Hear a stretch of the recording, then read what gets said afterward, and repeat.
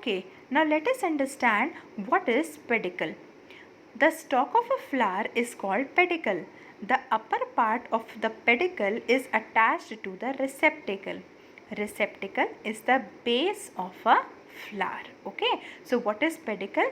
Pedicle is the stalk of the flower. Okay, and this is the part of the flower with which the stem is attached. Okay, and the upper part of the pedicle is called as receptacle, and it is the base of the flower. Base of the flower means the whole flower is based on this receptacle. Okay, all right. Now coming to sepals. The outermost whorl or set is composed of green leaf-like sepals which protect the inner structures. Sepals are collectively known as calyx. So this I have already told you before. Sepals are collectively known as calyx. That means all the sepals are collectively known as calyx. And what is the function of sepals? You can see over here these green leaf-like structures, but they are not leaf, and you know children, they protect the inner structures of the flower when the flower is in the form of a bud. Okay, when it is in the form of bud, it is the sepal who protects the inner whorls of the flower. Okay, then coming to the next part, which is petals. The next inner whorl is composed of brightly colored petals. So now sepals, inside the sepals there are petals. Okay, now that is the next whorl or the next pattern. You can say circular pattern. Okay, being brightly colored, petals attract insects for pollination. So as I told you earlier also, that this part of the flower, that is the petals, they are very brightly colored, very attractive, and this part of the flower is responsible for attracting insects. And why this flower is attracting insect? It is attracting for pollination. Okay, pollination is very important process. We will study later in this chapter, but right now that petals are responsible for attracting insects for pollination. Okay, petals are larger than sepals and are collectively known as corolla. So as you all know, you all have seen flowers and you all know that petals are larger than sepals. Okay, these are, you can see over here, these are sepals and these three yellow colored are petals. So you tell me which is the larger one? Very good, it is the petal. Okay, and petals are collectively known as corolla. That means when all the petals in the flower, we call them collectively, they are called as corolla. But if we are talking about only one, it is petal. Okay, all right. Okay, now coming to the next part, which is stamens. Stamens form the third whorl of a flower. So the third circular pattern of the flower is stamens. Okay, now you can see over here, where are stamens? These four are stamens. Okay, all right. Now they are called male reproductive part of a flower and are collectively called androecium. Okay, so they are the male part of the flower, male reproductive part of the flower, and they are collectively called as androecium. Okay, all right. Anther and filament are two parts of a stamen. As I have already explained you these things, that there are two parts of stamen. This is the topmost part is called as anther and the long tube-like structure is called as filament. Okay. The filament is a thread-like structure that supports anther. Anthers contain pollen grains. Pollen grains have male gametes or sperms in them. Okay, now this is a thread-like structure or a tube-like structure, which is the filament, and anther filament is supporting the anther. And what is inside anther? There are pollen grains. Small grains are present inside the anther.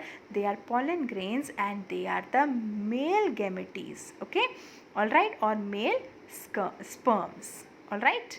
Now coming to the next part, that is, now you have studied about the male part, male reproductive part. Now coming to the female reproductive part, that is the carpels. Carpels form the fourth whorl of a flower. Okay, so fourth whorl, that means the fourth circular pattern. This is the carpel, the part inside the flower. Okay, all right. Now let us see. They are called female reproductive part of a flower and are collectively called gynoecium. Okay, so now the female reproductive part is the carpel and they are collectively called as gynoecium. Okay, so let us revise. Sepals are collectively called as calyx, petals are collectively called as corolla, stamens are collectively called as androecium, and carpels are collectively called as gynoecium. Okay, carpel consists of three parts: stigma, style and ovary.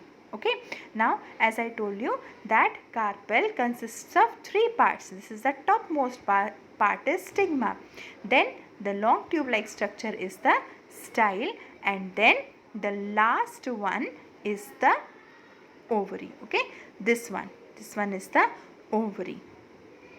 Okay, now the basal swollen part is called ovary. Now this part is called as ovary. Alright, the base part over here of the carpel is called as ovary. Alright, ovary continues into a long tube called style and ends in a knob like part at the top called stigma. Okay, now what is above ovary? Above ovary is a long tube like structure which is called as style, and this part, carpel part, the topmost part is just like a knob. You can see a knob like part which is called as stigma.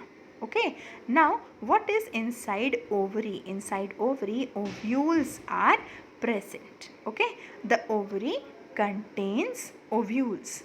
Ovary develops into a fruit and ovules become seed. Now later after pollination, what will happen? That ovary will become fruit. Okay, ovary will become fruit and ovules which are present inside the ovary will become seeds. Okay, and so ovules again will become seeds, and here also ovule is inside ovary, and when the ovary will become fruit, then the ovule which will turn into seed will again be inside the fruit only. Okay, all right. So now children, I have explained you different parts of a flower. Now let us see over here also. What is this children? This is sepal. The green part is the sepal. Okay, now I will separate it from the flower so that you can understand that easily. Okay, now what is this? This is sepal. Okay, now you can see the next whorl of the flower over here. What are these? These are petals. Okay, what are these? These are petals. We have to separate them very carefully. So here you can see children, we have to separate the petals very carefully to see the inner whorls of the flower. Okay, very carefully we will separate the petals.